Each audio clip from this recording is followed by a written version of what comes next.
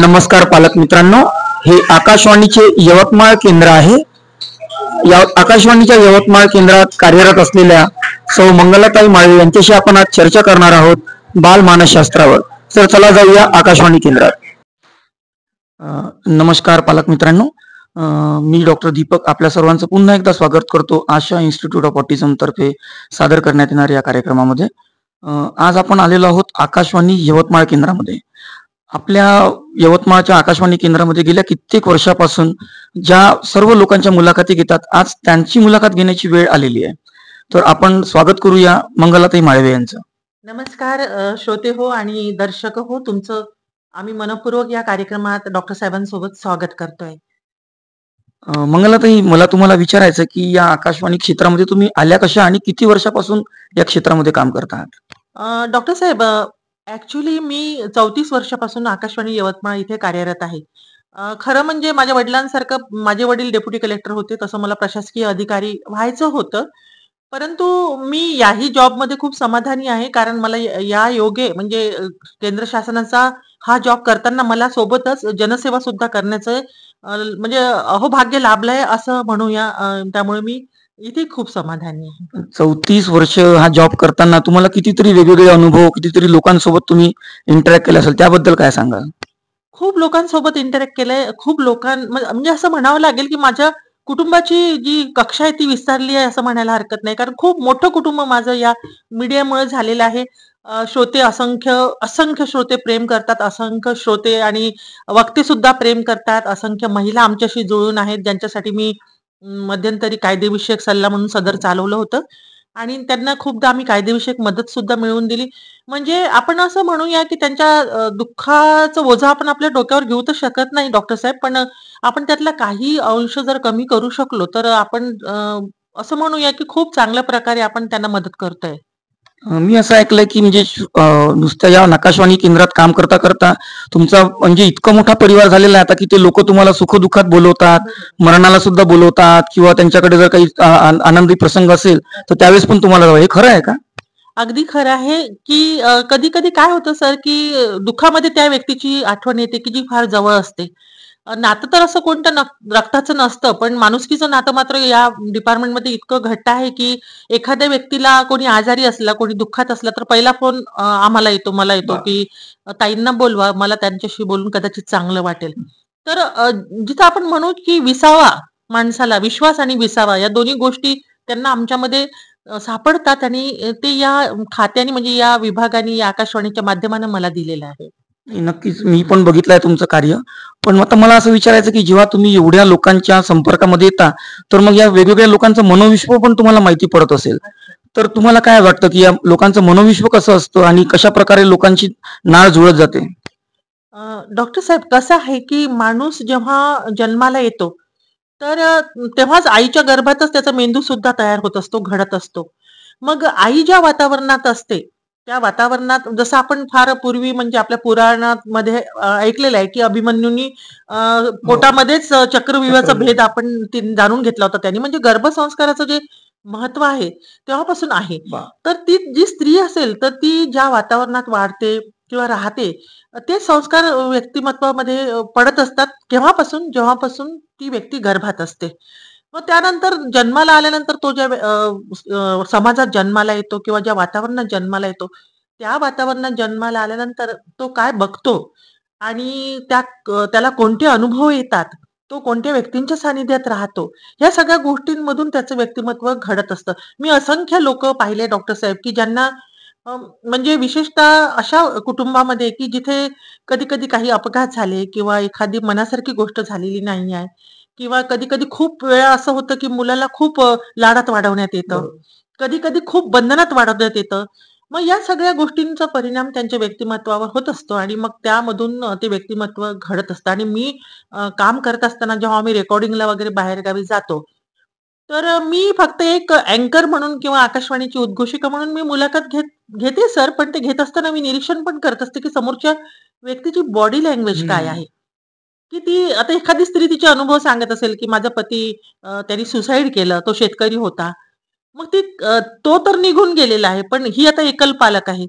आणि एकल पालक असताना ही काय फेस करते हे तिच्या बॉडी लँग्वेज मधून कळतं सर. मग मला असं वाटतं की या व्यक्तीला नितांत गरज आहे मदतीची. बरोबर. मग आम्ही निघताना तिला सजेस्ट करतो की तुला या एनजीओ मध्ये जाऊन ही मदत मिळू शकते आणि तू स्वतःला सेटल करू शकते. तर अशा दोन्ही गोष्टी लक्षात ठेवाव्या लागतात सर. म्हणजे नुसता जॉबच नाही करत तुम्ही, तर या संदर्भात काम पण तुम्ही करत राहतात. जसं तुम्ही सांगितलं, की आता आपण मागे एकदा इंटरॅक्ट केलं होतं. मला असं वाटतं, की जसं या लोकांची मनस्थिती असते, वेगवेगळ्या लोकांचा म्हणजे मनोविश्वच वेगळं असतं. पण त्याचबरोबर जेव्हा लहान मुलांचं मनोविश्व आपण बघतो, तर ते जरा वेगळंच असतं. आणि त्याविषयी तुम्ही मागे मला जे काही सांगितलं होतं, थोड्या वेळात आपण जे डिस्कस केलं, ते खूप वेगळं होतं. ते माझ्या पालकांना पण तुम्ही सांगावं असं मला वाटतं. अगदीच पालकांना तर सांगायलाच लागेल सर. कारण डॉक्टरची भूमिका ही नंतर येते. पहिली भूमिका पालकांची बरोबर. आहे. जेव्हा प्रॉब्लेम सुरू म्हणजे दुर्दैवानं असं म्हणावं लागेल, की फार कमी पालक सुरुवातीपासून याच्यावर चांगला इम्पॅक्ट पडावा म्हणून डॉक्टरांकडे त्याला नेतात काउन्सिलिंगसाठी. अशा केसेस मला नाही वाटत फार फार कमी, हां. फार कमी. ते नंतर नेतात जेव्हा प्रॉब्लेम खूप सुरू वाढतं. होतात. हां. बरोबर. तर प्रॉब्लेम सुरू झाल्यानंतर पालकांनी डॉक्टरला कॉन्टॅक्ट करणे यापेक्षा प्रॉब्लेम सुरूच होऊ नये म्हणून डॉक्टरांना कॉन्टॅक्ट करून त्याच्यावर संस्कार करणं हे जास्त गरजेचं आहे असं मला वाटतं, एक्झॅक्टली. नाही का? पण तसं होत नाही समाजामध्ये. आता लहान मुलांचा तुम्ही विषय घेतलेला आहे. अ, काय झालं सर, की पूर्वी आपल्या कुटुंबामध्ये देवपूजा म्हणजे देव आहे की नाही हा कदाचित लोकांसाठी वादाचा मुद्दा असेल. पण अशी एक कोणतीतरी सुप्रीम पॉवर आहे, की जी हे जग एक्झॅक्टली. चालवते. आणि माणसाला एक काहीतरी दीपस्तंभ कुठेतरी त्याचं सुकाणू भरकटू नये म्हणून असावा लागतो. म्हणून पूर्वी आपली आजी आपल्याला रामरक्षा शिकवायची. आपल्याला शुभम करोती म्हणायला लावायची. आपल्याला परमेश्वरासमोर बसवायची, एखाद्या प्रतीकासमोर बसवायची आणि सांगायची. आणि तिथे जेव्हा कथा सांगितल्या जायच्या, तेव्हा हे मीडिया नव्हते, तेव्हा मोबाईल नव्हते, तेव्हा टीव्ही नव्हता. तर ती कथा सांगायची आणि त्यात सांगायची, की इन्स्पिरेशन करणाऱ्या कथा, शिवाजी महाराजांच्या कथा सांगायची, लोकमान्य टिळकांच्या कथा बरोबर. सांगायची. खूप चांगल्या-चांगल्या कथा, अर्जुनाच्या कथा सांगितल्या जायच्या. भगवान कृष्णांची गीता सांगितल्या जायची. भगवान तथागतांच्या कथा सांगितल्या जात होत्या. पण आता काय झालंय, की आता पहिल्यांदा एक इडियट बॉक्स आला. म्हणजे टीव्ही आला आणि त्याच्यानंतर आता तर हातातच इडियट बॉक्स आलेला आहे, म्हणजे मोबाईल आलेला आहे. बरोबर. मुलांना काही म्हणजे त्याच्यावर आई एकतर वर्किंग असते, कामकाजी असते. वडील वर्किंग असतात. दोघंही बाहेर पडतात आणि मग दोघं बाहेर पडल्यानंतर मुलं काय बघतात? मुलं कोणते चॅनल बघत आहे? बरोबर. हां, मुलं हिंसा बघत आहे, की मुलं काही विधायक गोष्टी बघत आहे? याकडे घरातल्या लोकांचे म्हणजे लक्ष देऊ शकत नाही ते, असं आपण म्हणूया जबाबदाऱ्यांमुळे. कारण ते घरी मुळात नसतात. विभक्त कुटुंब झाल्यामुळे आजी-आजोबा घरात नसतात. त्यामुळे मुलं कशाच्या संपर्कात येत आहे हे कोणाला कळायला मार्ग नसतं. आता झालं कसं, की जे मुलं बघतात आहे ते केवळ बघत नाहीये सर. ते बघून ते त्यांच्या अनुकरण. मेंदूमध्ये हां, सबकॉन्शियस माइंडमध्ये त्यांच्या जे इम्पॅक्ट होतोय, त्याच्यावर परिणाम होतोय, तो परिणाम त्यांच्या कृतीमधून दिसायला लागलेला आहे. हं. मध्यंतरी मला इथे यवतमाळकरांना आठवण करून द्यावीशी वाटेल, की काही वर्षांपूर्वी फेविकॉलचा सुगंध घेऊन हो. मुलं नशा करायची आणि ते नशा करून त्यांनी एका लहान मुलाला मारून टाकलं, म्हणजे त्याचा मर्डर बाप! केला, खून केला. म्हणजे गुन्हेगारीकडे हो. वळण्या इतकी मजल या सगळ्या गोष्टींचं अनुकरण करता मुलांमध्ये गुन्हेगारी प्रवृत्ती वाढायला लागली आणि हे आजच्या समाजाला म्हणजे उद्याच्या नागरिकासाठी अतिशय घातक आहे, असं मला वाटतं. म्हणजे तुम्हाला असं म्हणायचं आहे, की संस्कारांच्या कमतरतेमुळे कुठेतरी मुलांची मनस्थिती बिघडत आहे आणि त्याचे परिणाम आता मुलांवरती पण दिसत आहे आणि समाजामध्ये पण दिसत आहे. अगदी बरोबर आहे सर. संस्कार अतिशय महत्वाचा आहे. म्हणजे आपण म्हणू की जेनेटिक्स महत्वाचं आहे. तुम्ही कुठे जन्म घेतला, तुमच्या वडिलांमध्ये ब्रिलियन्सी असेल, काही पॅटर्नल साइडनी येतात गुण, काही वडिलांकडनं येतात. परंतु त्याच्यापेक्षा जास्त भाग हा संस्कारांचा आहे, असं मला वाटतं. बरोबर. कारण काय होतं, की आपण पाणी जर एखादं वाहत असेल, तर ते कोणत्या वळणाला जाईल हे आपल्या हातात असतं, की त्याला कोणत्या दिशेने वळवावं. एकदम बरोबर. मग ते पाणी गटारातही जाऊ शकतं किंवा तुम्ही त्याची एक सुंदर फुलबाग सुद्धा फुलवू शकता. म्हणजे विधायक कामासाठी ते वापरून घेऊ शकता. पाणी वाया जातं आणि मग पाणी वाहत जातं, तसे मुलं वाहत जातात आणि मग मुलांचं भवितव्य धोक्यात येतं. संस्कारांचं महत्त्व याच्यासाठी आहे डॉक्टर साहेब, की संस्कारामधून मुलं घडत जातात. तुम्ही त्यांच्या हातात शस्त्र द्याल, तर ते अतिरेकी होतील. तुम्ही लेखणी द्याल तर ते लेखक होतील. बरोबर आहे. तुम्ही माईक द्याल तर कदाचित माझ्यासारखी अँकर होईल. म्हणजे मला हे सांगायला थोडंसं मागे जावं लागेल, की कॉलेजमध्ये असताना मी सुद्धा डिबेट कॉम्पिटिशनमध्ये भाग घ्यायचे. मला मला माईकचा तो फोबिया नव्हता आणि ते माझं व्यक्तिमत्व घडत गेलं. माझे वडील चांगले ओरेटर होते. तुम्ही जसं गोष्ट तुमच्या मुलांना तुम्ही द्याल, तर त्या गोष्टी त्यांच्या व्यक्तिमत्वामध्ये फुलत जातात. बरोबर. किंवा मग तुम्ही त्या एखाद्या अतिरेकी गोष्टीकडे ते वळत असेल, तर बघा मुलांना बंदूक आवडते.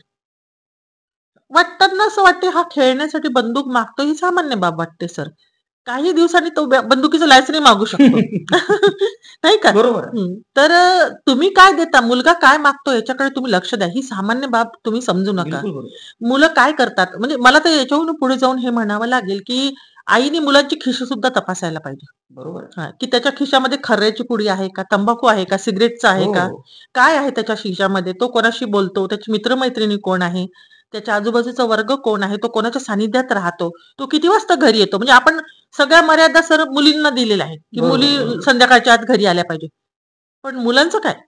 मुलगा मुलगी एक समान म्हणतात तर दोन्ही पण मग मुलांवर सुद्धा तेच संस्कार करा, की तुम्ही त्यांच्यावर तेवढे बंधनं लादा, की नैतिक काय आहे आणि अनैतिक काय आहे.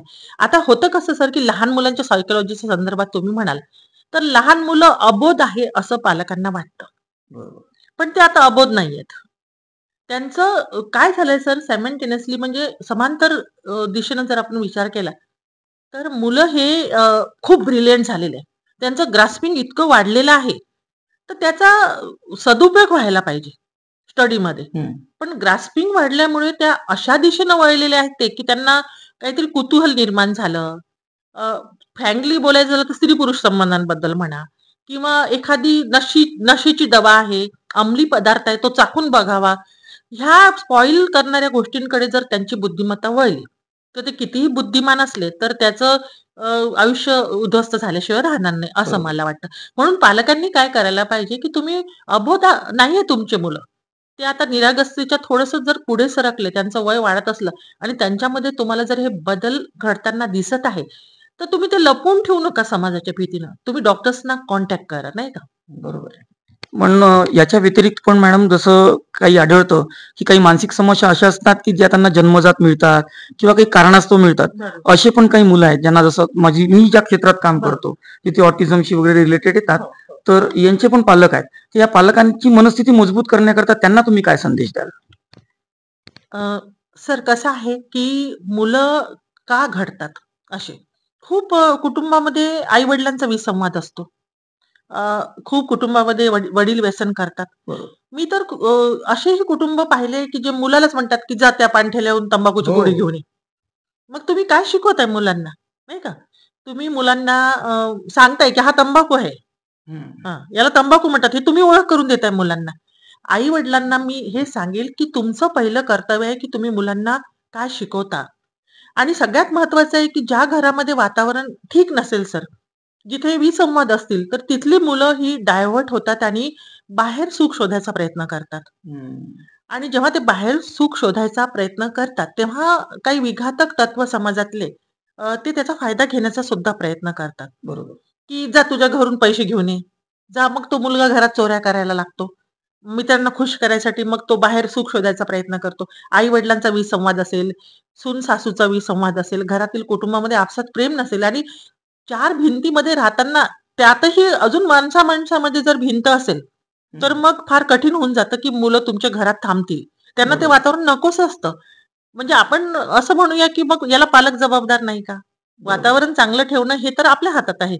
मुलांना घरात प्रसन्न वाटलं पाहिजे. मुलांना घरात माया, जिव्हाळा, प्रेम, आपुलकी, विश्वास म्हणजे मला तर असं म्हणावसं वाटेल सर, की एखादा मुलगा शाळेतून आला किंवा एखादा मुलगी कॉलेजमधून आली, तर तिने पहिले आईशी, वडिलांशी संवाद साधला पाहिजे. तिला तेवढा विश्वास वाटला पाहिजे, की हे माझ्या मित्रासारखे आहे. मी यांच्याजवळ माझी माझी चूक किंवा माझं यश, माझं दुःख, माझं डिप्रेशन सगळं शेअर करू शकते, असं वातावरण पालकांनी मुलांना द्यायला पाहिजे. बिलकुल बरोबर आहे. पालक मित्रांनो, जसं की मंगलाताईंनी सांगितलं, की घरात जो विसंवाद होतो आहे किंवा जो काही घरातले कॉन्फ्लिक्ट्स आहेत, फॅमिली कॉन्फ्लिक्ट्स आहेत, त्याचा मुलांच्या मानसिक आरोग्यावरती खूप मोठा परिणाम होतो आहे. जाता-जाता मॅडम काय संदेश द्याल शेवटी, की पालकांनी आता याच्यातून बाहेर कसं निघावं आणि पुढे येणाऱ्या काळामध्ये या ज्या मानसिक समस्या यांना फेस कसं करावं? सर कसं आहे डॉक्टर साहेब, की जशा सुविधा मिळत गेल्या, विज्ञानानं खूप प्रगती केली आहे. आपल्या मुलांना आपण सगळ्या सुविधा देऊ इच्छितो. कारण आता सिंगल चाइल्ड असतं बऱ्याचशा कुटुंबामध्ये. पालकांना वाटतं जे आपल्याला भेटलं नाही, तर त्यांनी आपल्या मुलांना द्यावं. पण मुलांना ह्या फॅसिलिटी देत असताना त्यांना थोडं स्ट्रगल करणं पण शिकवा. आणि मला जाता-जाता एक महत्त्वाचा संदेश पालकांना द्यावा वाटेल, की ऑटिझममध्ये जर तुमचा मुलगा गुरफटलाय किंवा तो त्याचा रुग्ण आहे, तुमच्या घरामध्ये असं अपत्य आहे, तर तुम्ही ते लपवून ठेवू नका. बरोबर. हां, कारण उद्या तुम्ही त्याचे कॉम्प्लिकेशन्स वाढवणार आहात. तुम्ही कोणतीही व्याधी डॉक्टरांपासून लपवून ठेवायला नको.